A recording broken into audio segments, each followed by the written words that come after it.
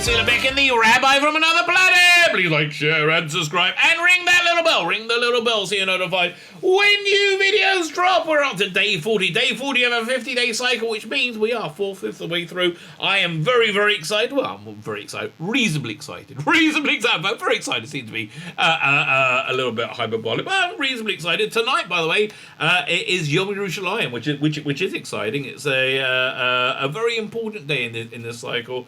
It's one of the few holidays where most Jews, most Jews of a religious disposition, anyway, say it's a good thing, right? Most of the time we argue about everything. This is one of the things that we say is a good thing. Yom Yerushalayim is the Jerusalem reunification day, I guess. It was when Jerusalem was captured and the Temple Mount was captured during the 6-Day War.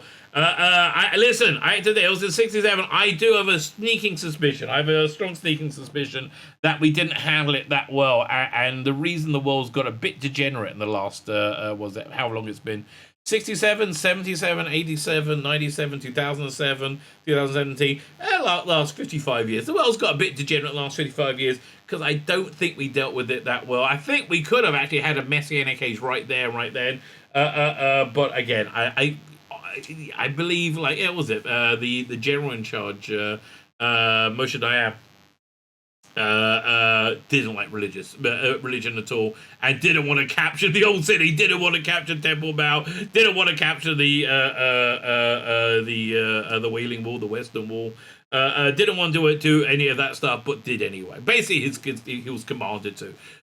From what I understand, in my pathetically small understanding of history. Anyway, I think that power where miracles can happen, and I believe that was a miracle, right? I think most people there believed it was a miracle.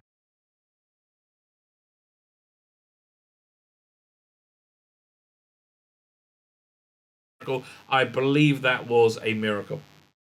So the reason this is such a spiritually powerful time is it goes from Passover to the holiday of Shavuot, which is in 1 week's time, right? Just 1 week's time. I'm going to be offline for 2 days. I'm actually quite looking forward to it now. I was a bit stressed, but I got a bunch of stuff prepared and recorded, so I am ahead of the game right now. Again, generally speaking, quite excited. But it goes from Passover to Shavuot, as I said, and you can go up one level in spirituality every day. What does that mean? Crazy things can happen, baby. So anyway, we like to try and take advantage of that. So we're going through this book, the 6 Constant Mitzvahs. And look how far we're through it, right? We're nearly done, right? 6 Constant Mitzvahs. A mitzvah is a commandment from the Old Testament, telling you that what God wants you to do. That's it. These 6 are to deal with your interpersonal relationship with God.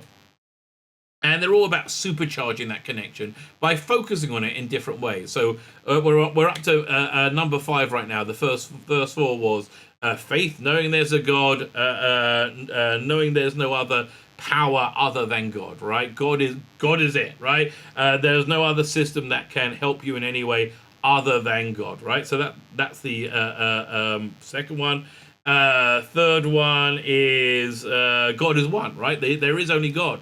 Anything that seems to be separate from God is not in fact separate from God. There is only God, which means you are not separate from God. That's kind of a mind-blowing thought. Then we went into love God, and now we're into fear God, right? Fearing God, which is more, I would say, a breathtaking awe of God, right? A complete awe and understanding. So it's all about focusing one's mind, right? All about focusing one's mind. Focus your mind right now to like, share, subscribe, comment, sign up my Substack, sign up my paid Substack. All those things are fan-dabby, double dozy, but focusing your mind.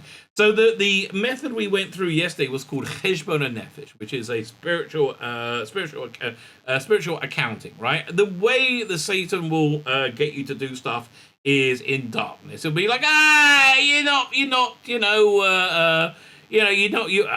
think of a sin a mild sin that people do, right? You don't speak badly about people that often. It's not so terrible. And then when you actually start to record, you see it's a lot more, right? And then once you see the reality of who you are and what you're doing, it becomes much harder to con yourself that you're not destroying yourself or the world around you. That's why I think dietitians often get people to write food logs. So they actually see what they are eating, right? Because it blows your mind, right? It absolutely blows your mind when you see the reality of who you are, right? So that's what we're dealing with yesterday, writing a cheshbon and taking a spiritual counting and actually, sitting down and doing it, as if God was real, right? As if you believe God was real, right? So now we go to the next point, though. Too much spiritual counting, too much cheshbon. That is the Satan's goal, the Satan's goal. So fine. Where are you from the Satan standpoint? We say the Yetzer Hara, right? From the Satan standpoint, the most dangerous opponent are those who perform a spiritual counting, this spiritual diary regularly. He knows that those who plan their goals carefully follow through in action and then re-examine to ensure that they are living up to their expectations will make themselves impervious to seduction. I'm still not impervious to seduction. You can give it a good old try. Actually, that reminds me, there's a great movie called Magnolia, right? In which Tom Cruise is, I think Tom Cruise is great. Tom Cruise is in it playing this sleazy guy who runs these seminars for these somewhat pathetic guys to teach them how to pick up girls. And like when you hear him talk about it, it's like a lot of things is like get yourself a planner, a day planner, a diary, set yourself goals. It basically says exactly the same things, but to like pick up women, right? Like when you meet somebody, call them back, right? Like make it your focus. Right, so it works the other way. It'll work for your spiritual perfection as well. When a person begins to keep a spiritual diary, spiritual accounting, the Satan will place every possible obstacle in your path to try and stop you.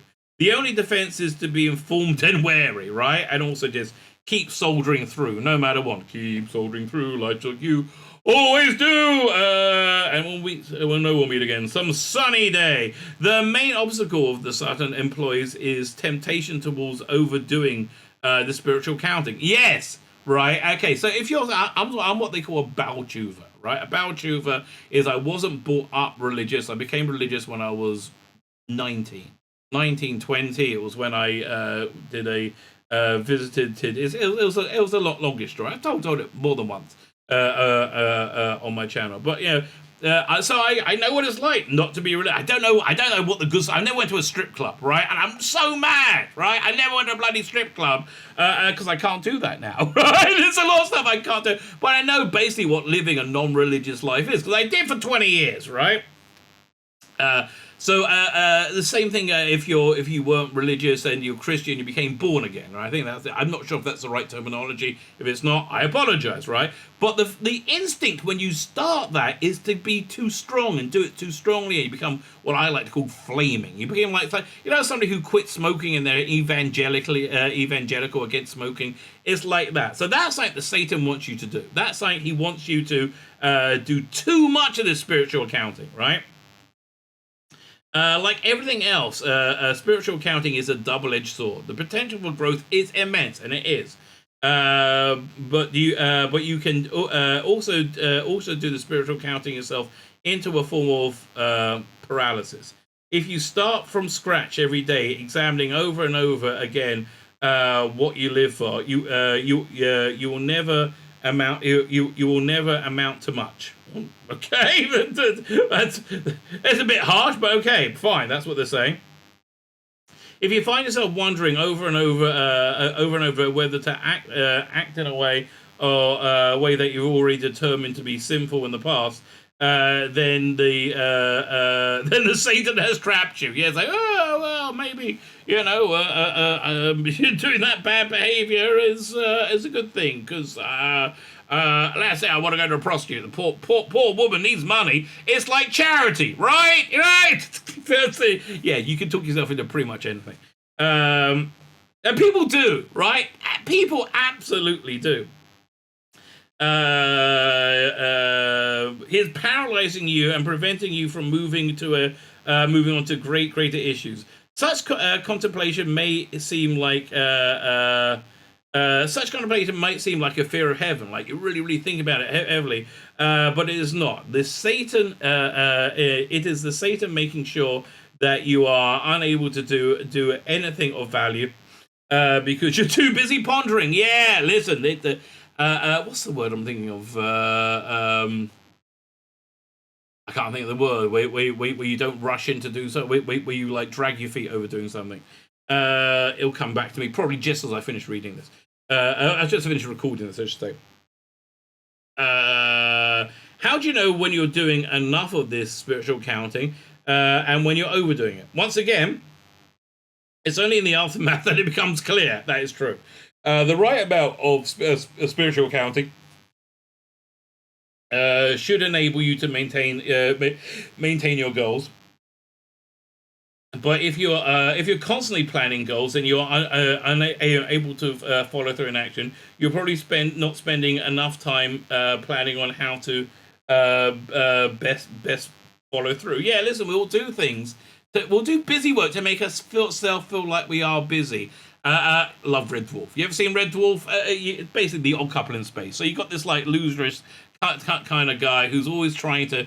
Arnold Rimmer is always trying to make himself as an officer. He's always like the lowest, lowest ranked human boss. He keeps taking exams, and in the books of it, it talks about how he like makes these incredible revision charts, and he does all these, makes all these like plans, things like. But he spends so much time making all the plans, he doesn't actually do the work involved, right? And then he always fails. So it's a similar sort of thing. On the other hand, if you look back and you find that you spent look back and you find that you spent much time in thinking and planning in the planning phase, but did not take action, then you are substituting the spiritual counting for action itself. That is true. That's what people do. So, how do you find the happy medium, right? How do you find the golden path? Like anything else in life, you must use your judgment. Well, that's normally where things get problematic. And learn from experience. No one can quantify how much spiritual counting you need to do or tell you how much time to spend on each phase. You must learn and evaluate from your own tendencies. And here's the thing, the important thing. Be honest with yourself. It's like the person you lie to the most is yourself, universally. Evaluate your own tendencies. Do you have a tendency to proceed on a course of action without evaluating as you go along? Only calculating steps 300 steps down the road and wondering how you got there. If so, make sure to take stock of your actions more carefully. That's something I do. I get like resolute, right? I said, look, I committed to doing this. I'm going to do this. I'm going to do this. I'm going to do it. I'm not going to stop, right? And I don't evaluate that. That's something that is true. But on the other hand, as noted above, be just as wary as getting mired in doing this spiritual counting diary. You have to be worried about doing that. The only clear-cut rule is that life goals, as well as general route to achieve them, should not be reevaluated every day, right? So, really? Do I want to connect with God? Yeah, still do. If you try something new every day, or if you try to alternate between two options, then you cannot make any progress. Yeah, you need to have a bit consistency. You must choose a goal and a path with which to achieve it, and stick to it for a while before reconsidering. If you have two good choices, always choose the less demanding of the two, so that you can pursue it consistently. That's really good advice. I like that advice. Yes, it's not a cop out. You're trying to stay consistent. Consistently. There is little to gain and much to lose by reaching for the more difficult level. Inconsistency is much more dangerous than a slight underachievement. We are scared of underachievement, even though we are wonderful underachievers.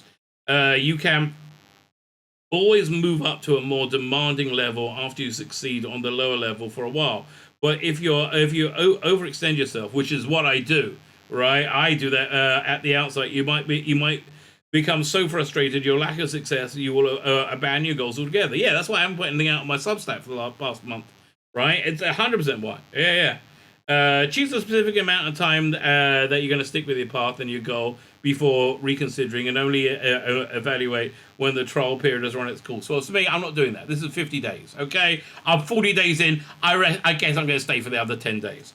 It was probably Rabbi Samson Raphael Hirsch, who was not that old. It's from about the 19th century. Early 20th, poses an interesting question on the first rite practiced in the Beit HaMikdash, the Jewish temple, which was standing in Jerusalem about a couple of thousand years ago. Right? There's been two of them. We're expecting a third. Each day, the Kohanim, the priests, prepared the altar for daily offerings. Yeah, everything was sacrifices. People don't understand that. It was a very sacrificial culture. Not human, obviously. You know, essentially, you would go to the temple. Let's say you want to do a give thanks, right? You would have an awesome steak. Then you go, oh wow, that's very good. There were non meat options as well. But you could have a turtle dove. There's all kinds of things you could have. But basically, it was all to generate pleasure. So your pleasure will be more thankful to God. At the same time, however, you must be sure consistency is not making you numb and cause you to act out of rote, that's 100% what I do. It's important to maintain your freshness by reviewing and reminding yourself of your goals regularly. Well, I guess I'm trying to do that every day with this. Oh, fine. So he says. So I reread that. So we got Rabbi Hirsch. So each day the priest would come in and prepare the altar for the offering, and they would take a bit of the accumulated ash from the previous day and place it on the altar. Generally speaking, however, we were not supposed to use leftovers in the temple. Notes Rabbi Hirsch. Water left overnight, for example, was not fit for washing the priest's hands and feet the next morning. Why then, asked Rabbi Hirsch, is the first rite involving taking some old ashes and depositing them on the altar? So I can only imagine, if you're not Jewish, right? If you're not Orthodox, super religious Jewish, this is just like, what? What are you talking about? This is just oblique. This is something that we connect a lot of our beliefs to, like the service in the temple. We must begin fresh each day, explains Rabbi Hirsch, because there is a need for vitality in service of God.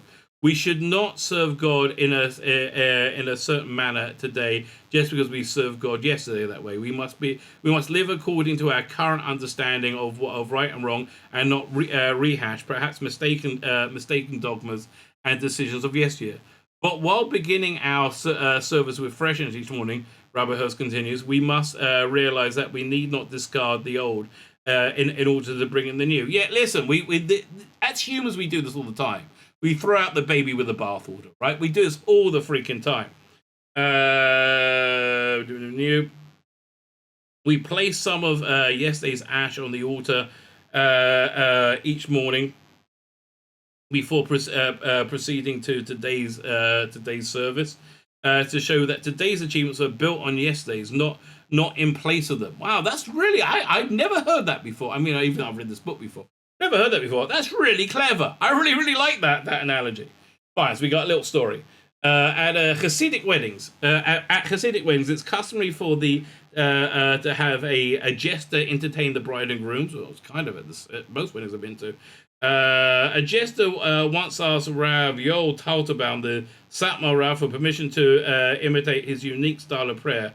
The Rebbe, a witty man, readily agreed, right? I guess he prayed in a specific way, right? Okay. As the jester went through the routine, he noticed the tears started to well up in the Rebbe's face. That's never a good sign for a comedian, right? I mean, like, boredom one thing, but somebody crying. well up and rolled down the Rebbe's face. He cut the act short and ran over to the Rav, to the Rebbe, to apologize. Said, I didn't mean to be impudent, but I specifically approached you to ask permission. He said, I'm not crying because I was insulted by you, says the Rebbe, right? He says, I'm crying because I realized that my manner of prayer must be extremely consistent for you to be able to imitate me so well. If others are able to mimic me so perfectly, perhaps I am mimicking myself. Whoa! That guy's a bit religious. that guy's not pulling any punches with this one. Okay. The idea is germane to all aspects of service of God, but especially to the idea of a diary of spiritual accounting. If you erase the past and you start from square one every day, you will spend your entire life on square one. Learn from yesterday's mistakes, but make sure to continue the climbing today. Not go back to ground level, which is basically what this whole thing is. Well, I think we're growing on one day after another. Trust your previous decisions. Once you have decided what you live for, stick with it. Unless I think there's unless, and then they make me turn the page. Unless this is a bit of a cliffhanger. Unless you have a reason to believe that you have erred in that decision. Don't constantly doubt and reevaluate your life goals as part of your regular spiritual accounting diary, or you will spiritually account yourself to death. At the same and the same is true for the spiritual accounting diary, Cheshbon Nefesh, regarding your actions and motives. You must question your every action and your every motive. Well, that sounds a bit much, but okay. Where am I? But then you must also question your questioning. Blimey. Okay, it's getting a bit Jewy now, right? We're getting a bit stereotypical. Question the question, then we're going to question the question, then we're going to question the question, on the question, and the question, on the question, on the question. Oh, yeah, okay, fine. Calm down, Francis. Where are you? Are you really growing through such careful scrutiny, or have you subconsciously determined that if you allow common sense to limit the amount of time you spend doing this spiritual counting, you will have to make the demands on yourself, right? The Satan can hijack anything, including the spiritual counting, and cause you to scrutinize and doubt every action and decision, so that he can paralyze you and prevent you from the real growth. In extreme cases, people have even mistaken laziness for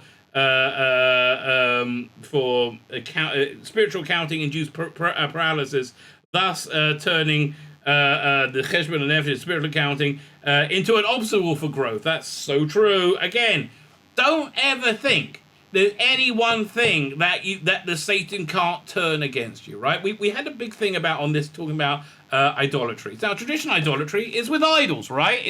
And basically you're not allowed to make yourself a graven image out of an idol and worship it. So, what's the holiest place in Judaism? I'll tell you. You might not know. I'll tell you. It's called the temple, right? There's a temple that's not standing anymore. So, what's the holiest place in the temple? Well, they called it a name that gave it away a bit. It was called the Holy of the Holies, right? Holy of Holies, right? What's the holiest thing in the Holy of Holies, right? Inside that chamber, right? What's the absolute holiest thing there? It is the Ark of the Covenant. You seen Indiana Jones? That thing, right? So you've seen Indiana Jones, right? And he gets the ark out. Him and Salah or Allah, the Arab guy. Come in, we go. That guy. They get the ark out. What's on top of the ark? Right in the most holy thing, in the holy place, Well, it's statues of angels, of cherubim, of cherubs, right? That's where cherubs come from. These two Craven images, right? Craven images. And that's there. One of the reasons that's there to show you the power of creating an image, right? But secondly, to show you that anything can be turned one way or the other, right? Is killing bad? It could be. Yeah, killing, generally speaking, is a bad thing unless you're killing somebody who's killing other people, right? Okay. There's no one action that God has made is universally one way or the other. It's all how we actualize it.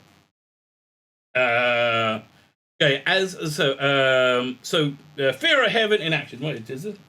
Did I go over what I'm supposed to do? Let's have a look. I think we're supposed to read this bit. No, yeah, I'm still over here. Fear of heaven in action. As much as fear of heaven is about planning and accounting, God, this is so Jewy. Really planning and accounting. We must realize that the most carefully laid plans for spiritual perfection can often be ruined by bad habits and tendencies. I have a few of them, and I enjoy all of them. Or lifestyle decisions that force us in a certain way.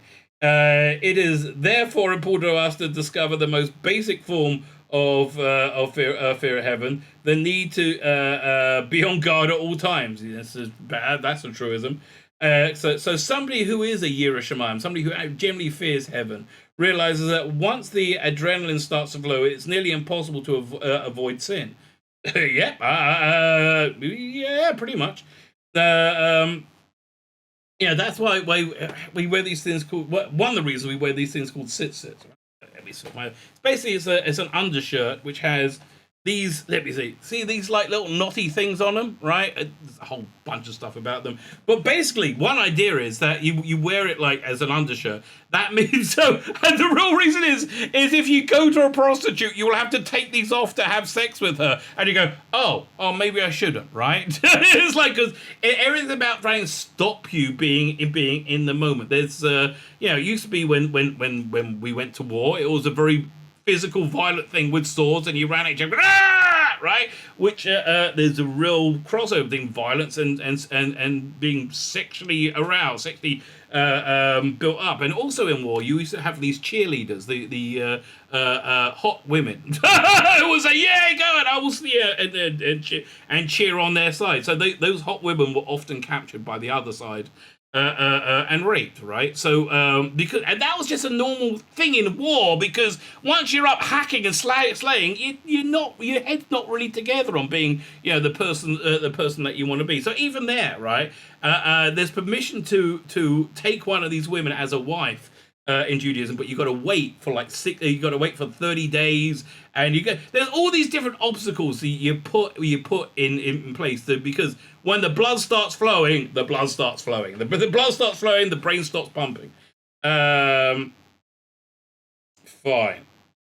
It's easy to get to a point of no return. Once you've lost your temper, for instance, it's hard to stop yourself from saying something harmful, even if you know it's wrong. Well, I can't relate to that. Yeah, I do that every now and again. The objective is to catch yourself one step earlier when you're still able to control yourself. We have wondered how a human being is capable of fulfilling these 6 commandments every second of their lives and still lead a productive life, right? And we explain that the constant mitzvah, the constant commandments, are supposed to form an attitude hovering over our subconscious mind at all times.